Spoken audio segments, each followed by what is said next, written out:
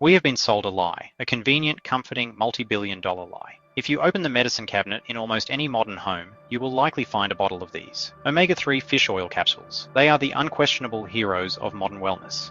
We swallow them by the handful, convinced that they are the ultimate shield against inflammation and heart disease. But what if the entire nutritional edifice supporting this daily ritual was built not on hard data, but on speculation and fatally flawed evidence? What if everything the establishment has told you about inflammation is exactly backwards? The story began in the 1970s. Two Danish researchers, Hans Olaf Bang and Johan Dyerberg, travelled to the frozen shores of Greenland chasing a medical paradox. At the time, Western medical doctrine was absolute. A diet high in animal fat was a direct path to a heart attack. Yet the Greenland Inuit consumed one of the fattiest diets on the planet, subsisting almost entirely on seal, whale and fish. And according to the researchers, they were almost completely free from heart disease. The researchers hypothesized that there must be something unique protecting them. They concluded that the secret was two specific long-chain omega-3 fatty acids found in the Inuit diet, EPA and DHA. The conclusion was a lightning strike for the world of nutrition. It launched a global health movement. The American Heart Association urged us to consume fatty fish. The Australian Heart Foundation followed suit. A colossal supplement industry was born. The case seemed closed.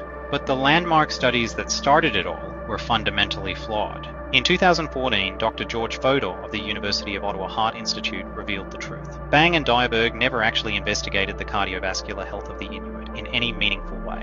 Their findings were based on inaccurate death certificates from a tiny remote population where 20% of deaths were certified without a doctor even examining the body. A comprehensive review of the actual data concluded that the Inuit have a prevalence of heart disease similar to everyone else. Their overall mortality is twice as high as non-Inuit populations, and their life expectancy is approximately 10 years shorter. The lie persisted for 40 years because, as Francis Bacon once said, man prefers to believe what he prefers to be true. But new research has not just questioned the dogma, it has taken a sledgehammer to it. Recent research from the University of Queensland's Institute of Molecular Bioscience analysed massive datasets tracking individuals over 30 years and measuring biomarkers for inflammation in their blood.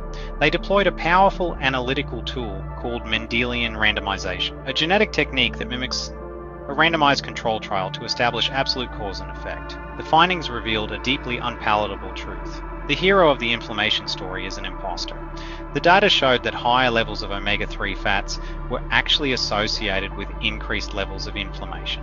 For half a century, everything the nutritional establishment has been telling us about omega-3 fats is not just wrong. It is the opposite of the truth. So, what is the real story? It is not that all fats are suddenly the enemy. The researchers uncovered a more nuanced truth. The critical factor is the balance between different types of fats. Our modern Western diet is heavily saturated with omega-6 fatty acids because we have systematically replaced traditional animal fats with industrial seed oils. This dramatic shift in our food supply has been linked to an ever-growing list of metabolic disasters. Yet, when this evidence is presented, the standard response from the health and wellness industry is not to address the root cause. Instead, they sell us another simple solution. They tell us that the problem is simply the ratio and that you can fix it by gulping down more omega-3 capsules. This new research destroys that notion. The problem is indeed the ratio, but trying to fix it by swallowing an omega-3 pill isn't just misguided, it is actively making the problem worse by adding to your overall inflammatory load. The real solution is not to add more omega-3. The solution is to ruthlessly reduce the unnaturally high levels of omega-6 in your diet. This requires decisive action. First, throw the omega-3 capsules in the bin. You are not fixing the problem by swallowing them, you are participating in the lie. Second, wage a personal war on the industrial seed oils saturating our food supply. Read the ingredients on every packaged food you buy, and if the label lists sunflower, canola, soybean, cottonseed, or generic vegetable oil, put it back on the shelf. Stop eating food fried in restaurants or takeaway shops unless you can verify they are not using cheap industrial sludge.